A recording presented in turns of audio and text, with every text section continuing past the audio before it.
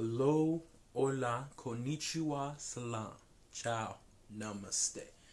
Peace to all. This is Soulology, the science of the soul. And what we're going to talk about for today is 5 ways on how to find what serves you. And we're starting now with simply this. In my own experience, and probably many, it's not always easy being yourself because we're constantly trying to be like the rest of the crowd. And I used to be like that at one point, where I was trying to be like the crowd. And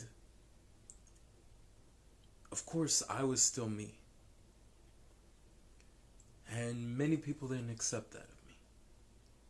And in my own experience, it hurt my heart a lot. It led to some things I've actually talked to you guys about. Me being suicidal. Me going through my frustrations and pains. But there was one day in particular, I went to the mirror. And this is number 1. Just as I went to the mirror, look yourself in the mirror and tell yourself, I'm gonna love you no matter what. And I'm never gonna give up on you. Look yourself in the mirror and tell you that. Tell yourself that right now. Pause the video right now. Pause it right now. And go say that right now. I will wait. You still haven't paused it? Come on. Go ahead. Do it now. I'm gonna wait.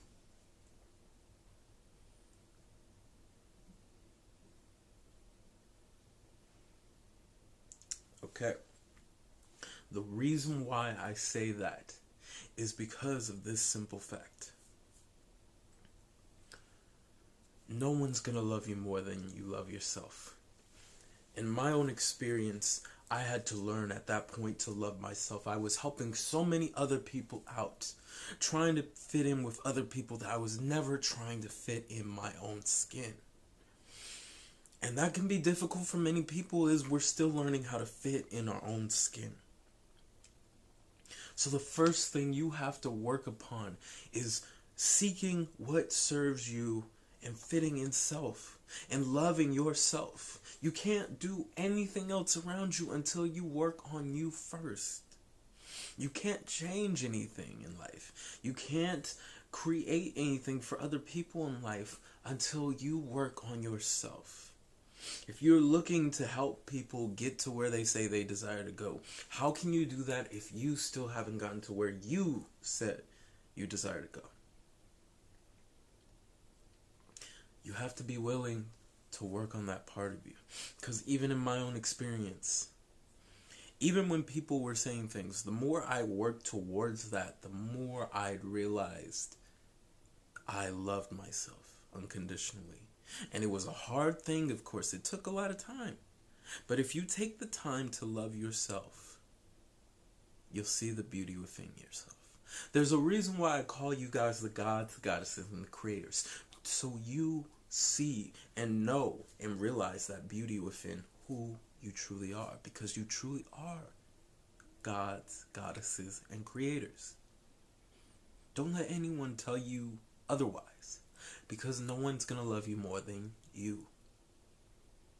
So love yourself. Care for yourself. Be gentle with yourself. Even when you feel you didn't do so well at something that you're trying to grow or succeed at. Love yourself and keep growing. You will get to where you say you desire to be. And while you're doing all that, one of the things you have to constantly look into is focusing on self. Focusing on getting rid of all the thoughts that are negative. Because again, we just talked about looking yourself in the mirror. I'm looking at the man in the mirror. Oh yeah. We just talked about that. Focus on that person you desire to be. And if you're focusing on that highest sense of who you desire to be, then you'll focus on number 2. First thought. Instead of thinking about, what do I do? I'm not good at this, I'm not good at that, or I'll never make it into this, I'll never make it into that. Instead of completely thinking those ideologies, think this first before anything.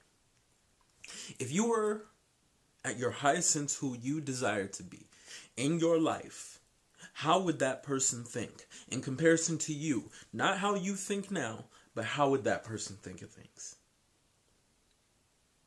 Would you get rid of the doubt? Would you get rid of the frustration? Would your impatience be more patient? Would you see through the illusion of other people's drama and just evade it or avoid people because it's not something you desire in your life? What would you do? Put that in the comments below. What would you do if you used your first thought? Your first thought shows and helps you negate the illusion of doubt.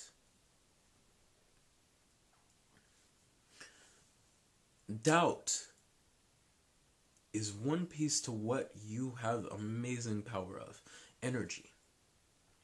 When you think something into existence, you act upon it and you talk about it and you make it a reality. And that is how it truly manifests into your reality. When you ever ask yourself, why can I not get to where I say I desire to go? Or why is it so hard to get to where I desire to go? You have to realize you are manifesting that into your reality.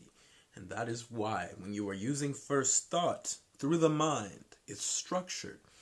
Through the body, it acts. And through the words, it creates. You are now creating a new reality of your own choosing. Choose carefully what you create. Choose your words wisely. And of course, as the saying goes, be careful what you wish for. Number 3. What is your diet like? What are you eating? What are you drinking? Are you eating a lot of meat? Are you drinking a lot of sodas? Are you drinking a lot of sugary drinks? What are you eating and drinking? Now, no matter who you are, of course, I eat a vegan diet, a plant-based diet. However, I will bring this up. Mine is not the better way. It is very beneficial, of course. It can be very helpful, especially in this time, but does not mean it is the only way to keep healthy. There are many ways. This is why I've said before, ours is not a better way. Ours is simply another way. There are many ways you can eat.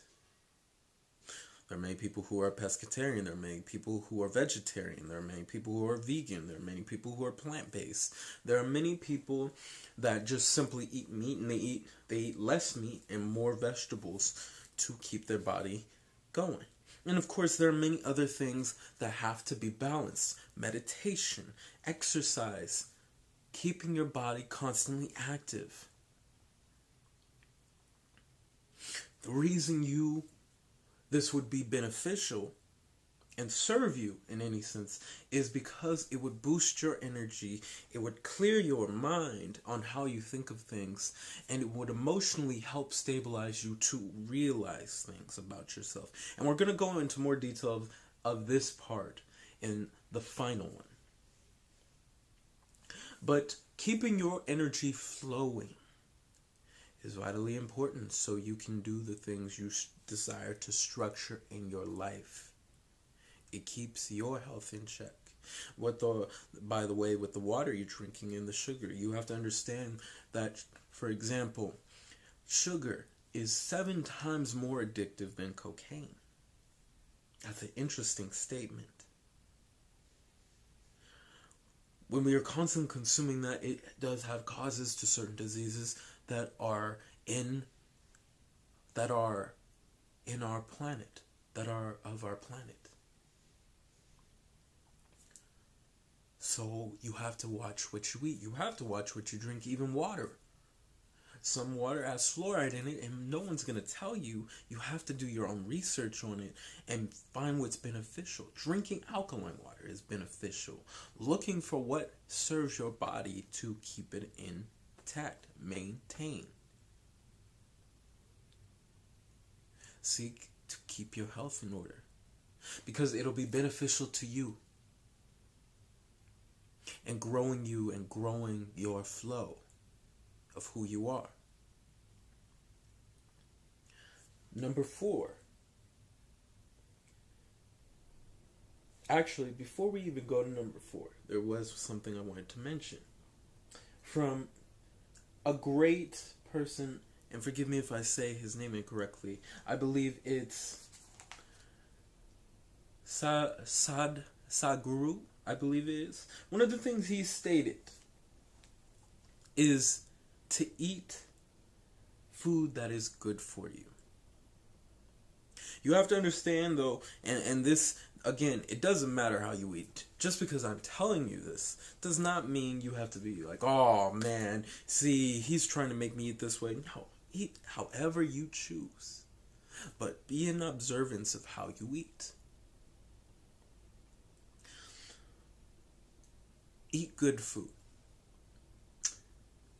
One of the things he had said was an animal that has emotions will not integrate itself with the body.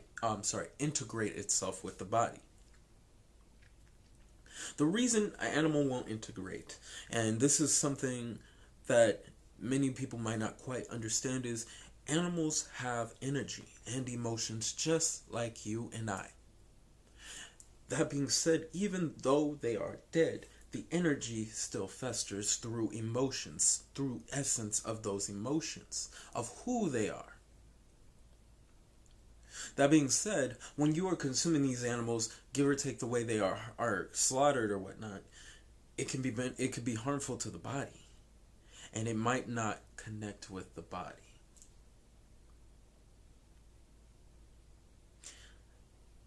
Now, of course, though that's happening,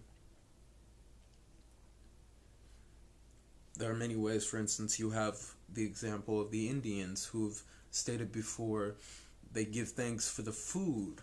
They ask for the food to be one with them. Even the plants. It's not just animals, it's plants as well, because plants are just as intelligent. They are very living. Connect with that in order for it to cycle in your body. Otherwise, it might not be beneficial to who you are being. Now, number 4, reprogramming the mind, reprogramming self. What is the information you are listening to? How do you even treat yourself and others?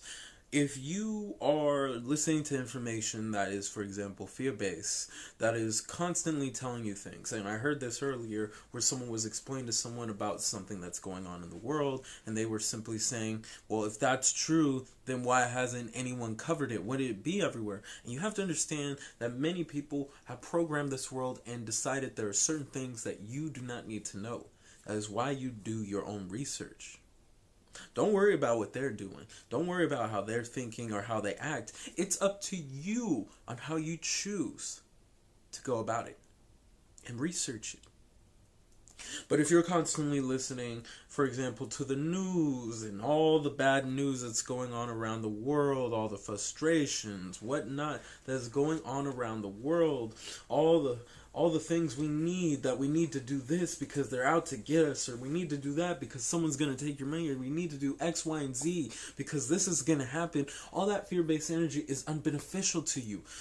Fear at its highest form is actually love, and that is not love at all. In any sense. Because truly at its highest form, it would care for you because it's afraid.